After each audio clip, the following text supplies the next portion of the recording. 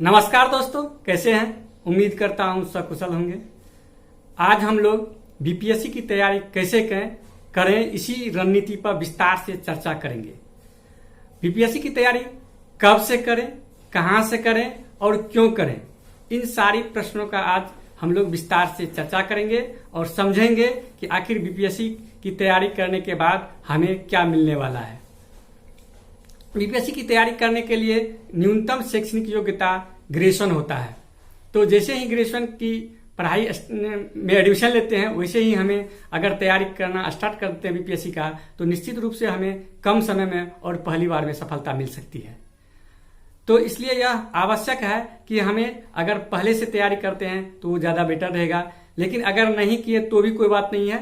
BPSC की तैयारी graduation के बाद भी स्टार्ट कर सकते हैं। प्रारंभिक परीक्षा को कंप्लीट करने के लिए मोटा मोटी 10 महीने की समय लगता है अगर आप बिल्कुल जीरो से करते हैं, और जब अगर मेंस की तैयारी करते हैं तो उसके लिए आपको भी 7-8 महीना अगर गंभीरता पूर्वक करते हैं तो लगेगा, और साक्षात्कार के लिए 1 से 1.5 महीना काफी है।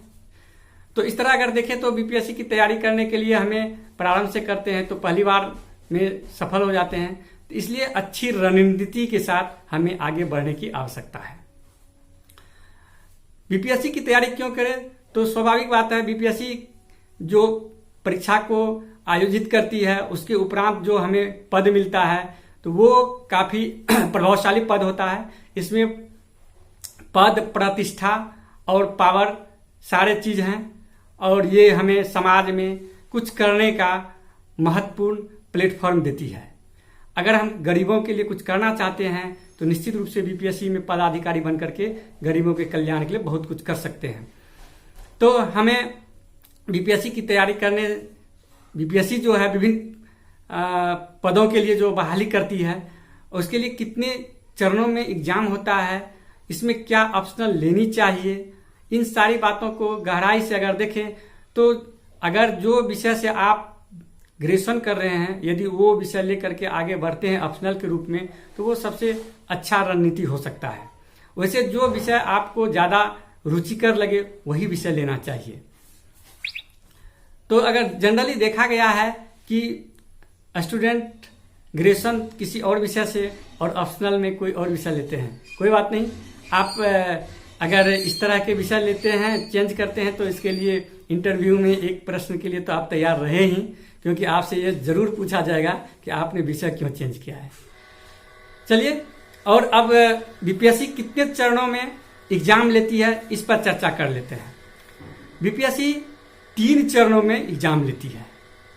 प्रारंभिक चरण में पीटी का एग्जाम होता है जो कि 150 प्रश्न का होता है और एक प्रश्न के लिए 1 अंक होते हैं। यदि आप 100+ स्कोर कर लेते हैं तो निश्चित रूप से आप मेंस के लिए पीटी क्वालिफाई कर जाएंगे और मेंस को लिखने का आपको अवसर मिलेगा। अगर आप कैटेगरी में हैं तो 90+ करने के बाद आप सुरक्षित जोन अपने आप को महसूस कर सकते हैं यदि क्वेश्चन लीक न हो तब।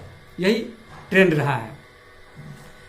प्रारंभिक परीक्षा में किन किन सब्जेक्ट से कहां से प्रश्न आते हैं इसका विस्तार से हम लोग चर्चा करने जा रहे हैं।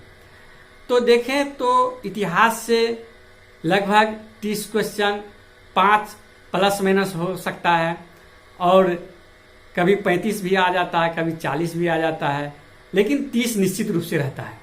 भूगोल, इनसे भी 25 क्वेश्चन, कभी 30 क्वेश्चन। साइंस से भी कभी 20 क्वेश्चन, कभी 25 क्वेश्चन, और पॉलिटी से 10 से 15 क्वेश्चन, अर्थशास्त्र से भी 10 से 15 क्वेश्चन, विविध से भी 10 से 15 क्वेश्चन, बिहार से। उसके बाद करंट अफेयर से आपको 30-35 क्वेश्चन तक पूछा जाता है। कुल मिलाकर के टोटल 150 प्रश्नों का एग्जाम होता है प्रारंभिक परीक्षा में। प्रारंभिक परीक्षा का अंक नहीं जोड़ा जाता है मेंस में। मेंस में मुख्य रूप से 3 विषय का एग्जाम लिया जाता है। समान अध्ययन प्रथम, जिसमें आपको उसका भी 3 पार्ट होता है जो कि 300 नंबर का होता है। समान अध्ययन द्वितीय, जो कि इसका भी 3 पार्ट होता है, यह भी 300 नंबर का होता है। और वैकल्पिक विषय ऑप्शनल, ये भी 300 नंबर का होता है। कुल मिलाकर के मुख्य परीक्षा 900 अंकों का होता है। और इसमें अगर आप 500 प्लस ले आते हैं तो आपका सिलेक्शन साक्षात्कार के लिए होता है। साक्षात्कार में 120 नंबर का एग्जाम होता है। इसमें आपको 75 से 80 के बीच में भी आ जाता है और उधर 500 में मुख्य परीक्षा में 500 से प्लस, तो निश्चित रूप से आप पदाधिकारी बनेंगे और आपका अंतिम रूप से सिलेक्शन होगा, इसमें कोई संदेह नहीं है। तो अच्छे से अच्छे अंक लाने के लिए हमें किन रणनीतियों पर काम करना चाहिए? तो सबसे पहले हम देखते हैं कि अच्छे अंक प्राप्त करने के लिए हमें कई रणनीतियों पर काम करना पड़ता है। प्रारंभिक परीक्षा को क्रॉस करने के लिए हमें 6वीं से लेकर के 6ठी से लेकर के 12वीं तक के एनसीईआरटी के बुक को अच्छी तरह से पढ़नी चाहिए। साथ में लूसेंट को भी पढ़ें और कुछ अच्छे राइटर का किताब भी पढ़ें। लेकिन मैं यही कहूंगा कि एनसीईआरटी और लूसेंट को अगर आधार बना करके आप बार बार इसी को दोहराते हैं तो आपका जीएस निश्चित रूप से काफी मजबूत हो जाएंगे और आप पीटी आसानी से पास कर जाएंगे। मुख्य परीक्षा के लिए आपको मेंस राइटिंग का प्रैक्टिस तो करनी ही चाहिए। साथ में मेंस राइटिंग में आप आंसर में यदि अच्छे से मैप देते हैं और मैप देने के साथ पॉइंट में लिखते हैं तो आपको नंबर अच्छे मिलेंगे।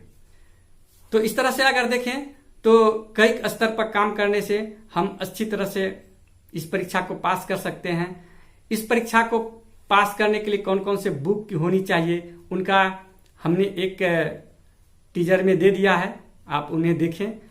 और कोई भी चाहे पीटी हो या मेंस हो, इनको क्रॉस करने के लिए एक अच्छी रणनीति यही है कि प्रीवियस ईयर का क्वेश्चन को अच्छी तरह से गहनतापूर्वक विश्लेषण करें और इससे यह अनुमान लग जाता है कि आगे कौन सा प्रश्न पूछा जाएगा। समुद्र उपछने से या समुद्र को उड़ेरने से नहीं होगा। कहने का मतलब है क्या पढ़ें, कैसे पढ़ें, ये तय करना बहुत ही आवश्यक है, क्योंकि आप कम समय में भी सफल हो सकते हैं। कम समय के मेहनत में भी अच्छे रणनीति के साथ सफल हो सकते हैं। और यदि आपकी रणनीति अच्छी नहीं हुई तो आप ज्यादा पढ़ेंगे तब भी आपको सफलता कोसों दूर रहेगी। इसलिए प्रीवियस ईयर का क्वेश्चन को निश्चित रूप से गहनतापूर्वक विश्लेषण करें, पढ़ें और उससे आपको आगे कौन सी क्वेश्चन आने वाली है इसका पूरी तरह से आपको अंदाजा लग जाएगा। यही रणनीति आप पीटी में भी अपनाएं और यही रणनीति आप मेंस में भी अपनाएं। मेंस में भी आप विगत वर्षों के क्वेश्चन को अच्छी तरह से पढ़ें, देखें और विश्लेषण करें। इससे आपको अनुमान लग जाएगा कि कौन सा सब्जेक्ट में कौन सा टॉपिक काफी महत्वपूर्ण है और किसकी तैयारी करने के बाद हमें सफलता मिल सकती है।